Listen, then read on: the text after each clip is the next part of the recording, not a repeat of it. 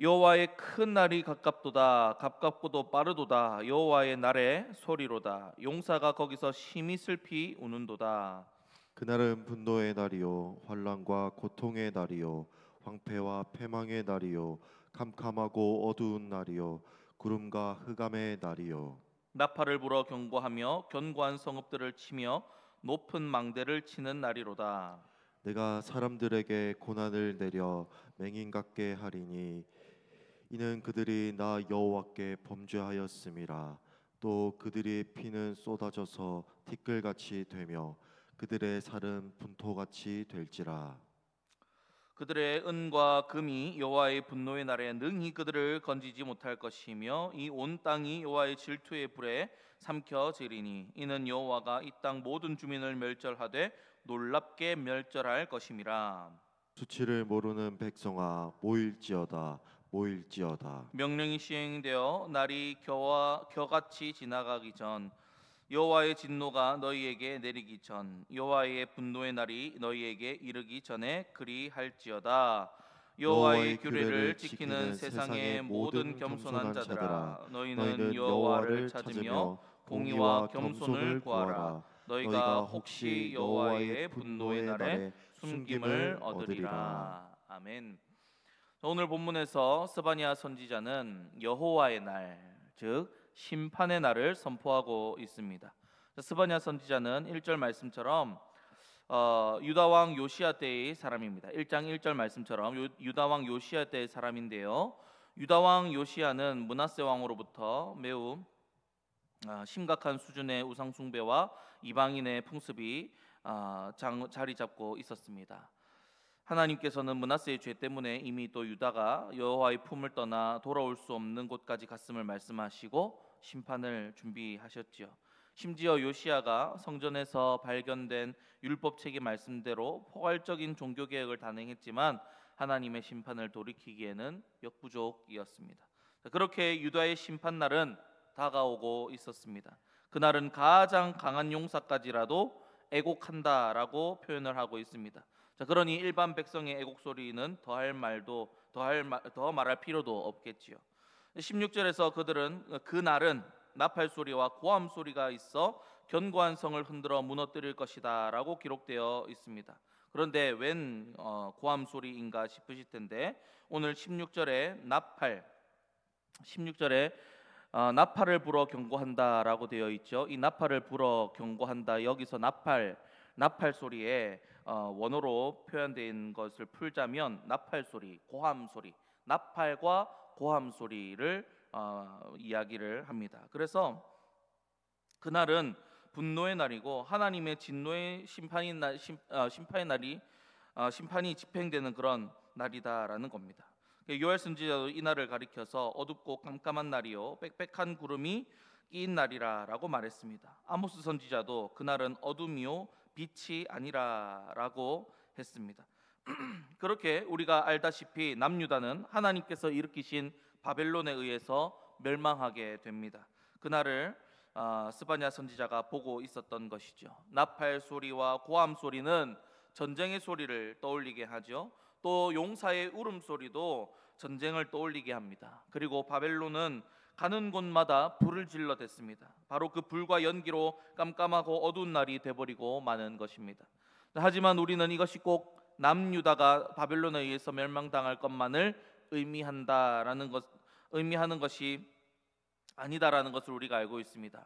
하나님의 나팔 소리가 천지를 진동할 때에 세상에 대한 하나님의 심판이 시작된다는 것을 우리는 요한계시록 말씀을 통해 알고 있습니다. 그날은 아무리 강한 용사라도 그 심판을 당하지 못할 것입니다. 세상의 그 어떤 강한 것이라도 그 심판을 당해내지 못할 것입니다. 소용이 없다라는 것이죠. 그리고 그날은 그야말로 15절과 같은 날이 될 것입니다. 그런데 왜 이런 끔찍한 심판을 당하게 됩니까? 그 당시 남유다나 온 세상이 왜 이런 끔찍한 심판을 당하게 됩니까? 17절 말씀을 보니 그들이 나 여호와께 범죄하였음이라라고 하시는 것입니다. 그렇습니다, 여러분. 하나님께서는 하나님께 대해 범죄하는 자들에 대해 철저하게 심판하실 것입니다. 하나님께 범죄하고 우상이나 은과 금을 의지하는 사람들은 그것들이 자신들의 구원이라 생각하고 그것들을 의지하지만 결국 여호와의 질투의 불에 다 삼켜지게 될 것입니다. 하나님께서 이 땅의 모든 주민을 멸절하되 놀랍게 멸절하게 되실 것입니다. 하지만 하나님께서는 그 심판에 대해서 오래 참으시면서 돌아올 자들, 구원받을 자들을 포기하지 않으시고 찾으십니다. 유다에서도 많은 사람들이 하나님을 따르지 않고 은과 금을 따르며 우상 숭배를 하는 수치를 모르는 사람들이 많이 있었습니다. 우상 숭배와 금을 따르는 것, 은을 따르는 것이 수치스러운 일인지도 모르고 그렇게 우상 숭배를 하고 은과 금을 따르는 사람들이 많이 있었다라는 겁니다. 그리고 이 세상도 그렇죠. 하나님을 저버리고 세상의 가치관을 따라 세상이 말하는 강한 것들, 귀한 것들을 의지하는 것이 수치스러우신 건지 모르고 심판당하는 일인지 모르고 있다는 것입니다. 그런 사람들이 많이 있다는 겁니다. 그러나 우리 하나님께서는 그런 인간들조차 너무나 사랑하셨고 그 수치를 가려주시고 구원해 주시고자 하신 것입니다. 그래서 정말로 오래 참으시면서 많은 선지자들 통하여서 돌아오라고, 세상 것들을 의지하는 것이 수치스러운 일이고 하나님을 믿는 것이 영광스러운 것이라 친히 말씀해 주시면서 기다려 주셨습니다. 그리고 오늘날은 수많은 교회들을 통하여서 온 세상에 말씀하고 있죠. 내가 기다리고 있다, 돌아오라. 오늘 2장 3절 말씀에도 여호와의 규례를 지키는 세상의 모든 겸손한 자들아, 너희는 여호와를 찾으며 공의와 겸손을 구하라. 너희가 혹시 여호와의 분노의 날에 숨김을 얻으리라 라고 말씀하고 있죠. 자, 그런데 여기서 여러분 2장 3절 말씀에 혹시 여호와의 분노의 날에 숨김을 얻으리라 라는 말이 있습니다. 하나님을 믿고 따르는 겸손한 자들은 반드시 여호와의 분노의 날에 숨김을 얻으리라 라고 반드시라고 말씀해 주시면 더 좋겠는데 왜 혹시라는 말을 했을까요? 자, 이것은 의심을 하는 혹시가 아닙니다. 하나님께서는 하나님을 믿는 자들은 반드시 구원하십니다. 그런데 하나님의 그 구원하심이 오직 하나님께만 달려있다라는 것이죠. 사람이 하나님의 주권을 인정하며 겸손히 표현하는 것으로 혹시라는 단어를 썼다라는 겁니다. 내가 정말로 하나님을 믿음으로 하나님께 구원받을 것을 우리는 확신합니다. 또 신약 시대를 지난 우리들에게는 하나님께서 예수님 통해서 그 구원의 확신을 주셨지요. 그런 확신 가운데 그래도 그 구원이 오직 하나님께 달려있다는 것을 사람 편에서 더욱 겸손히 표현하고 있는 것입니다. 자, 그만큼 지금 스바냐 선지자는 하나님의 주권을 높이면서 남유다 사람들에게 선포하고 있는 것이죠. 여호와, 우리의 구원은 우리 여호와 하나님께 달려있다. 자, 그렇게 구원하심이 주님께 있다는 것을 하나님께서는 수많은 선지자들 통하여서 계속해서 전해주시면서 하나님께로 돌아올 것을 말씀해 주셨습니다. 하나님께서는 인간을 얼마나 사랑하셨는지 오래 참으시면서 포기하지 않고 돌아오라, 하나님 믿으라, 그것이 복된 것이며 사는 것이라 계속해서 말씀을 주고 계신 것입니다. 그렇게 당시 남유다 사람들에게도 그리고 그 이전 사람들에게도 그랬고요. 또 지금을 살아가는 사람들에게도 하나님께서는 그렇게 끊임없이 우리를 살리는 말씀을 전하고 계셨던 것입니다. 자, 그렇다면 여러분, 오늘 말씀을 통하여서 하나님께서는 우리에게 무슨 말씀을 주고 계신 것일까요? 두 가지로 함께 나누어 보도록 하겠습니다. 첫째로, 하나님의 심판은 반드시 있다라는 것입니다. 그러나 그 심판의 날에 하나님을 믿고 의지하는 사람들은 구원받을 것이며 하나님을 믿지 않고 다른 것을 믿고 의지하는 사람들은 심판을 받게 되는 것입니다. 그런데 그 심판의 날, 여호와의 큰 날은 항상 두려운 모양으로 표현이 됩니다. 그러나 믿는 자들은 이것을 두려워할 필요가 없습니다. 왜냐하면 믿는 자들은 구원받을 것이기 때문이죠.